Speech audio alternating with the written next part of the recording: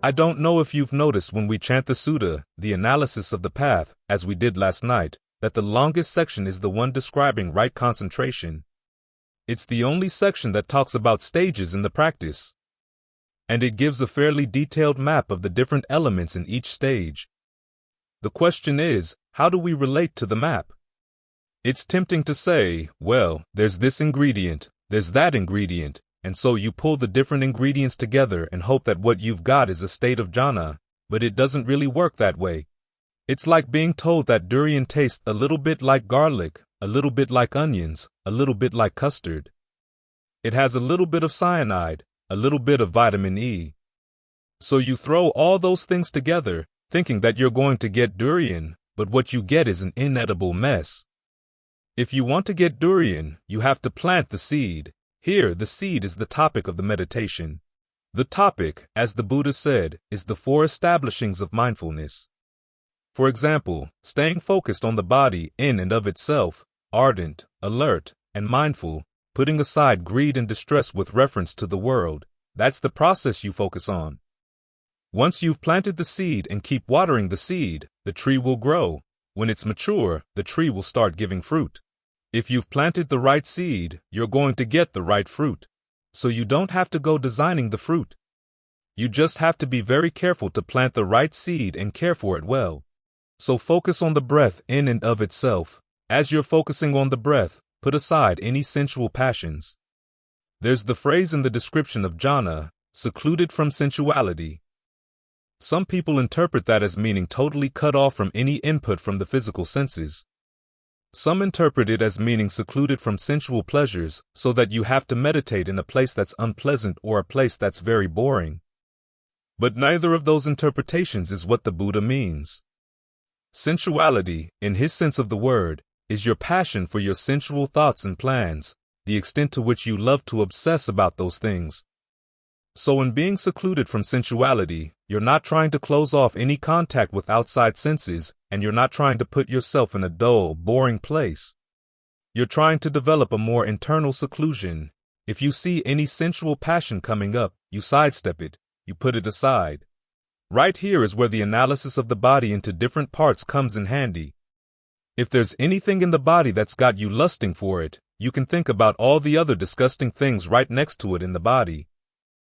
If you're feeling some greed for food, think about the whole process of getting and eating food, exactly how much work goes into preparing the food, how short a time it actually tastes good in the mouth, and then what it's like as it goes through the digestive system and comes out the other end. In other words, you're using some thinking here to protect yourself, to pull you away from unskillful thoughts, and in particular from sensual passion. Another way of gaining seclusion from sensuality is to fully inhabit your sense of the body. This is what rupa, or form, means when you're in jhana. The sense of the body is felt from within. You feel the inside of your hands, the inside of your feet, the inside of everything. The mind isn't living out in the world with its thoughts about sights, or sounds, or smells, or tastes, or things that come and touch the body. You want to be on the level of form, the body in and of itself as it's present to you right here from the inside right now. And as you're alert and mindful, you're ardent. You want to use your alertness and mindfulness in a skillful way. In other words, notice how the breath feels and ask yourself, is this the kind of breath sensation you could settle down and spend lots of time with? If it's not, what can you do to change it? This is where evaluation comes in. The classic image for the first jhana is of a bathman working water through his lump of bath powder and turning it into a kind of dough. Of the different images used for the jhanas, this is the only one with a conscious agent deliberately doing something and evaluating the results. You're finding a sense of pleasure and fullness with the breath, and then you deliberately work it through the body as a whole, evaluating the results as you go along. In doing so, you learn an awful lot about this sense of the form of the body and how the energy moves through it and around it, how the energy can move in a comfortable way, and how, if you force it in the wrong way, it can get very uncomfortable. You have to observe and learn what works and what doesn't. In this way, you're not only developing a nice place to be in the present moment, but also learning about how the different aggregates, such as the aggregate of feeling and the aggregate of form, interact, how your perception has an effect on these things. You'll see how you come to the meditation with specific perceptions in mind, a particular idea of how the mind focuses itself, of how the breath works, of how the energy in one part of the body relates to the energy in another part of the body. As you meditate, you get a chance to test those perceptions. If they're not working, try out other perceptions. All of this is evaluation. When you've got the right focal point, you're evaluating it properly, and you're keeping a specific topic in mind as continually as you can. You've got all the causal factors needed to get you into right concentration. Then you don't have to think about anything else. You don't have to ask yourself, do I need to add a little bit more rapture, a little bit more pleasure?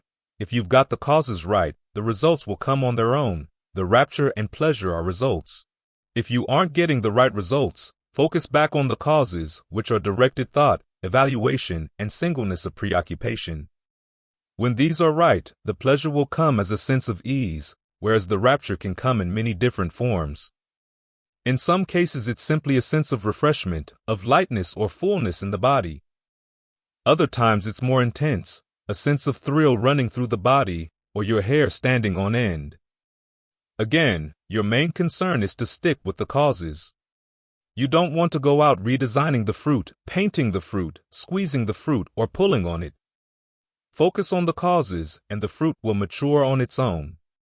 Then there's always the question, how do you know you've hit the first jhana? You can't really know at first. It doesn't come with a sign that says, now entering jhana, population 1. When you find the mind in a state that feels really good, really comfortable, with a sense of coming home, then when you leave it, put a post-it note on it. This might be something important. In other words, you apply a label to it, but at the same time you realize you're not yet really familiar with the territory, so you don't want to be too quick to incise the label in marble. The only level of jhana with a really definite signpost is the 4th, which is where the in and out breathing stops. There's a sense of awareness filling the body, and it's all very still. The mind is still, the body is still, and everything's perfectly balanced. All the breath energy channels in the body are connected, so they nourish one another. There's no need to breathe in and out, so there's no in and out breathing at all. At that point you know you've hit the 4th jhana, and you can put a more confident note there.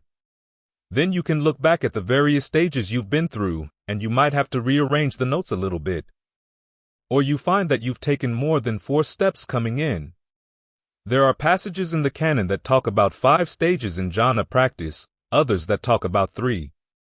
So it's possible that your path into the 4th jhana might not have the same number of steps as somebody else's. I noticed that when Ajahn Fuang was teaching his students, different people would have all sorts of different experiences in the meditation until they got to the point where everything was very still in the body. The in and out breathing finally stopped. Breath energy was filling the body, awareness was filling the body, everything felt very connected, balanced, and very bright, not necessarily with a light, but with a sense of real clarity. Then from that point on, everyone seemed to go through the same stages. But the process of getting into that point is going to be a very individual thing. The important factor is that you find a meditation topic you really like. There's got to be an element of delight here because you're trying to develop a state of becoming, a healthy state of becoming, an alternative to the unhealthy and unskillful states of becoming you've been engaged in before, and an important component in becoming is delight. With right concentration, you have to develop a strong sense of ease and well-being. That's the only way to pull yourself away from the temptation to keep falling back to the sensual delight that feeds your old sensual indulgences. The Buddha once said that even though you may have a right understanding about the drawbacks of sensuality, if you don't have access to the kind of pleasure and rapture that jhana can provide, you're always going to be tempted to go back. So mere insight on its own isn't enough to pull you away from those temptations. You need something else, something stronger and more visceral, to provide the mind with a sense of well-being. This is what right concentration provides. There's a nice sutta in which the Buddha talks about a bull elephant who wants to go down to the river and bathe alone. When he lives with an elephant herd and goes down to the river, the she-elephants and baby elephants bump into him. He wants to drink clear water, and of course they've muddied up the river, so he decides to go off on his own. Then, as he's living alone, when he goes down to the river, the water is clear. Nobody is bumping into him as he bathes. He comes out, breaks a twig off the tree, and scratches himself with the twig. He finds satisfaction. He allays his itch. The Buddha said that it's the same when you practice right concentration. You gain a sense of seclusion, and then the pleasure, the rapture, and the sense of equanimity are like scratching yourself with the twig. It feels good. It allays your itch, and that's an important part of the practice. Without that sense of ease and well-being, everything gets very dry. At the same time, once the mind is satisfied in this way, you get to see the activities of the mind really clearly. You get to see the body really clearly, because you're right here, very consistently here, alert, mindful. Then you begin to see your body and mind in terms of the aggregates in action. You see form, i.e., the form you're inhabiting. You see feelings, the feelings that come from the different ways the breath energy moves through the body. You see your perceptions in action, your fabrications in action. For instance, when you move from the first to the second jhana, you let go of verbal fabrication and your relationship to the breath changes. Singleness of preoccupation is a factor of all the levels of jhana, but when you get into the second jhana, the Buddha uses a new term, unification. In unification, it feels as if your awareness and the breath become one. You no longer feel like you're sitting outside of the breath kneading it through the body. You're immersed in the lake with the cool water of a spring welling up inside. You're actually one with the breath. You don't have to adjust it anymore. You don't have to evaluate it anymore. Things begin to meld together, merge together, with a sense of oneness. That oneness remains as a factor of your concentration all the way up through the dimension of the infinitude of consciousness. This is what happens when you let go of the verbal fabrications of directed thought and evaluation. When you get to the third jhana, you let go of one aspect of mental fabrication, the sense of rapture, because it starts feeling gross. When you get to the fourth jhana, you let go of bodily fabrication. In other words, the in and out breath actually stops. There are two ways you can observe the mind in the course of practicing jhana. One is as it's in a particular state of jhana. In fact, all the way up through the dimension of nothingness, you can observe each state while you're in it. It's like having your hand in a glove. It can be fully in the glove, partly in the glove, or totally removed. When you're fully in the higher jhanas, you can't observe them, but when you're partly in them, you can. You pull the mind slightly above its full absorption, but not totally out, so that you can observe what's going on in that particular state. Another way to observe it is, as you move from one level to the next, to see different fabrications, different perceptions, just peeling away. So you're beginning to see exactly what the Buddha is talking about when he talks about the five aggregates. You see them in action, for they are actions. You see the distinctions among them. You also see how they interact, which means that you're not only in a really nice shady place with a branch that you can use to scratch yourself anywhere you itch. You're also in an ideal place to watch what's going on right here in the present moment in terms of the aggregates.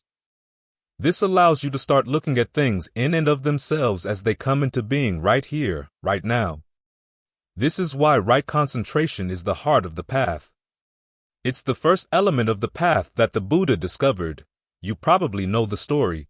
He'd gone to the extreme end of self-affliction through the various austerities he had forced himself to undergo, and after 6 years he realized that this wasn't working.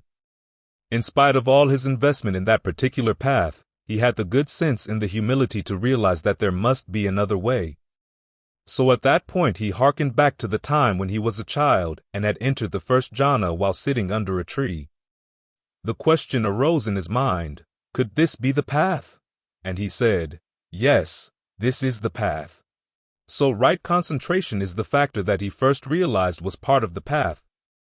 From that point on, as he worked with it, he began to realize that other factors had to support it as well.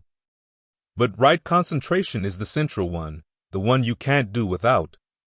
And the time spent on developing right concentration is very well spent, both because it's a good place to stay and because it's an ideal place to start seeing the process of becoming in terms of the five aggregates. So you keep it in the back of your mind that this is what you want in the practice. This is where you're headed as an interim goal on the path. But as with every aspect of the path, you have to combine your desire for a particular goal with an understanding of the steps that will take you there. As the canon says, desire for awakening is a good thing. But it's a good thing only when it gets you to focus on the actual steps that will take you to awakening, and the same principle applies to jhana. You know in the back of your mind that this is where you're headed, but you can't be obsessed with what's written on the map. You have to be more obsessed with the causes that will get you there. You seclude the mind from sensuality, and where do you do that? By focusing on the 4 establishings of mindfulness. The Buddha says that this is your territory as a meditator. If you wander off your territory, it's like the quail who wandered away from the plowed field where he could hide from the hawk. He suddenly finds himself out in an open meadow where a hawk swoops down and catches him. As the hawk carries him off, he laments his bad fate. Ah, I shouldn't have left my safe field. If I hadn't, this hawk would have been no match for me. The hawk says, "Okay, I'll let you go there, but even there you won't escape me." He lets the quail go. The quail goes and stands on top of a stone turned up by the plow and shouts to the hawk, "Okay, come and get me, you hawk. Come and get me, you hawk." And the hawk, without bragging, just folds his wings and dives down. The quail sees that the hawk is coming at him full speed and so jumps behind the stone. The hawk crashes into the stone and dies. This is the analogy for when you wander off into sensual passions. You're out where the hawk can get you. But when you're here in the body, ardent, alert, and mindful, you're in your safe territory. Just keep inhabiting the body as you go through the day. Whether you're in jhana or not doesn't matter. As long as you have this sense of fully inhabiting the body, being in touch with the breath energy in the body, you're in the right location, you're in the proper territory. As for the map of the different stages, keep that in the back of your mind. If you look at the map while you're driving, you'll drive off the road. Use the map after you've come out of meditation to reflect on what you experienced, what happened in the course of the meditation. Over time, you'll arrive at your own more complete map of the different stages the mind goes through, the different ways it settles down, the different types of concentration you can get into. But all this comes from having a proper sense of cause and effect. This is why the Buddha put right view at the very beginning of the path, seeing the practice of meditation as a type of karma, something you do to get the results that you want, with the realization that the results have to come from causes. If you focus on the causes, with the sense of where you want to go kept in the back of the mind, the causes will take you there.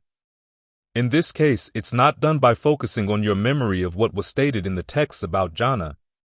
It's done by focusing on the breath, getting to know the breath by evaluating it, adjusting it, settling in. That's where you'll see right concentration.